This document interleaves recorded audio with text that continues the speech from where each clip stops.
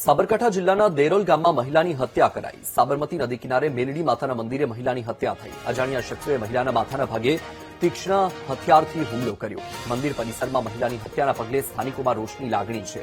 મેલડી માતાજીના મંદિરમાં પૂજા અર્ચના કરતી હતી મૃતક મહિલા। મંગુબેન નામની મહિલાની હત્યા પાછળનું કારણ હજુ અકબંધ છે। સ્થાનિક પોલીસ અને ડોગ સ્ક્વોડ ટીમ પણ ઘટના સ્થળે દોડી આવી।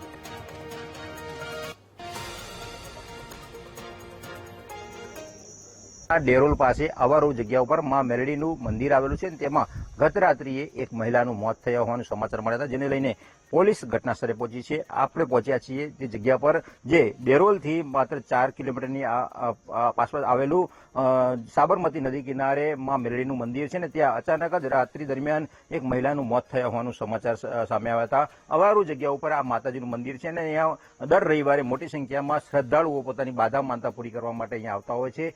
હાલ આ સ્થળ પર મોટી સંખ્યામાં પોલીસ જે છે તપાસ હાથમાં જોડાઈ છે।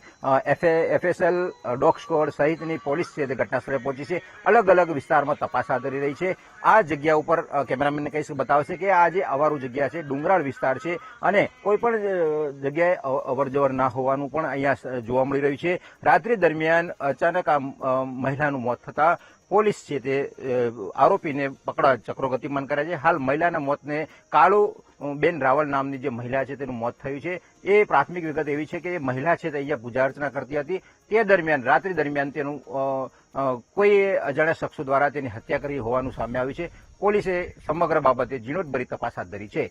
સંદીપ પટેલ, VTV, સાબરકાંઠા, ડેરોલ।